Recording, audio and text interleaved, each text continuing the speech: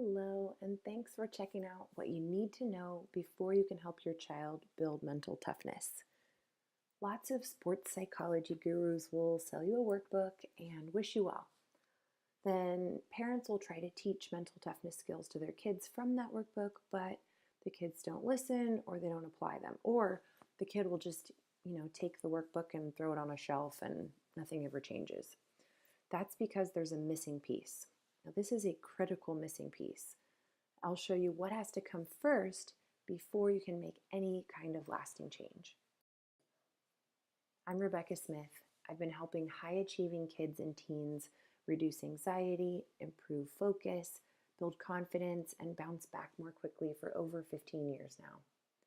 I consider it my personal mission to prevent talented kids from falling out of love with their sport, because that's what happened to me. I was a gymnast and I ended up quitting because there was so much fear involved with new skills, and I got so anxious at competitions that it took all the fun out of it.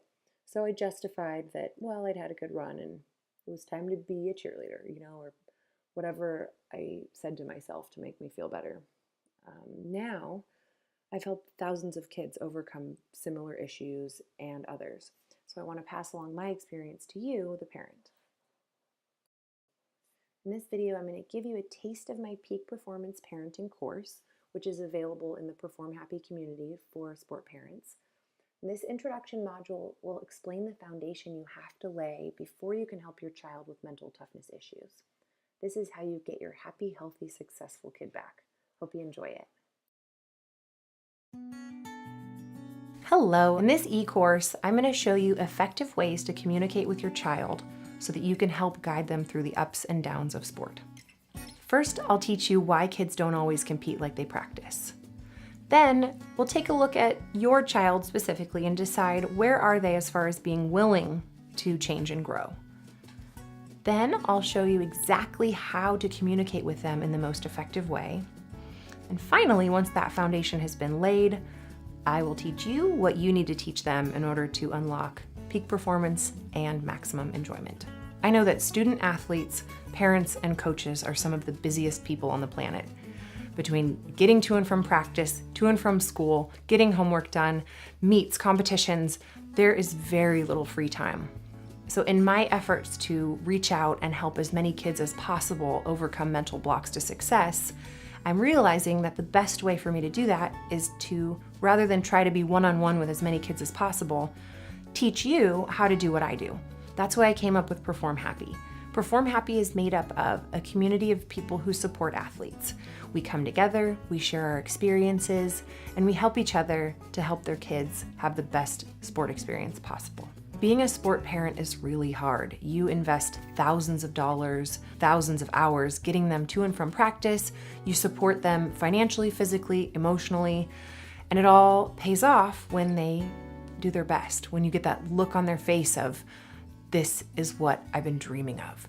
When they win, or they beat their best time, or they just have a really, really fun experience. That's when you know that all your investment has been worth it. But then there's also those moments where you can see the disappointment on their face, when you know they feel like a failure, even though to you or I, they've done really great, but they know they could have done better. And that's when you question, why are we doing this? So what if you could get just that uplifting, exciting, valuable experience without those crushing lows? Or at least have some tools to guide them through the lows quickly so they can learn life lessons along the way. Being able to guide them through the ups and the downs is really what we're all looking to do. And those are the times where you really want to be able to connect with them, but they don't want to talk about it. Anything you say is usually the wrong thing, and at the end of those types of conversations, you go, why are we doing this? How can I help my child?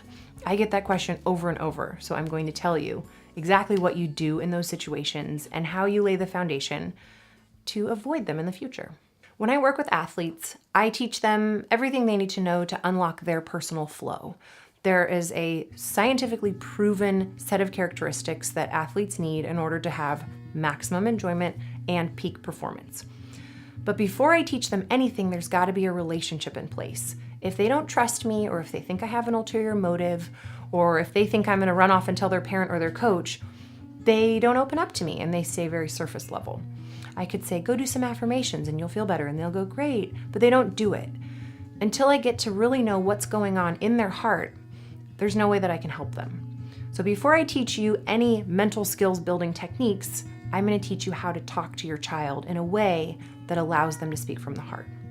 The main thing that you must have in place before you can help your child is trust. You have to prove that you are a safe, neutral environment. That way, they know they can open up to you. The very most important thing you can give them is the ability to trust you. Before I go into teaching you what your kids need to know in order to find their flow, things like confidence, self-talk, awareness, mindfulness, there's got to be a foundation, and that is the relationship. Obviously, you have a relationship with your child, but there's a very specific type of relationship that allows a child to open up to a parent or to an adult.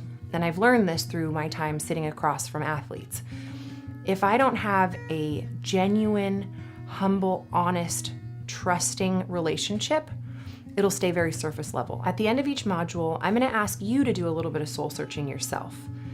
I never ask anybody to do anything that I either haven't done myself or wouldn't do myself. So as you guide your child along this process, I encourage you to use the skills yourself. Think the thoughts yourself, do the exercises yourself, and see what your reaction is. If your stuff is coming up, that's great information. That's a place that you can learn and grow. And as you model that behavior, your kids are going to be more apt to want to try to learn and grow too. I know I've gone over a lot, but the most important concepts I'd love for you to take away are that the relationship between you and your child comes first. That is the foundation for you being able to impart any of this training to them. So your job is to create a safe, neutral environment. That means that your agenda has to take a back seat. It's worth taking a moment here to consider that your child's definition of success might be different than yours.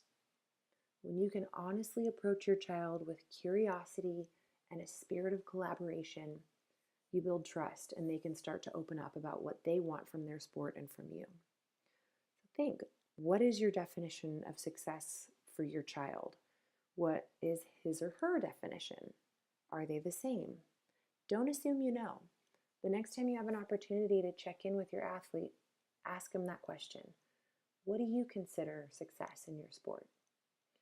And then finally, consider that relationships are mirrors. So anytime that you feel activated or angry or agitated or frustrated about something that's going on with your child, that is saying there's something they're doing that either you do and you don't like, or you used to do and you don't forgive yourself for it.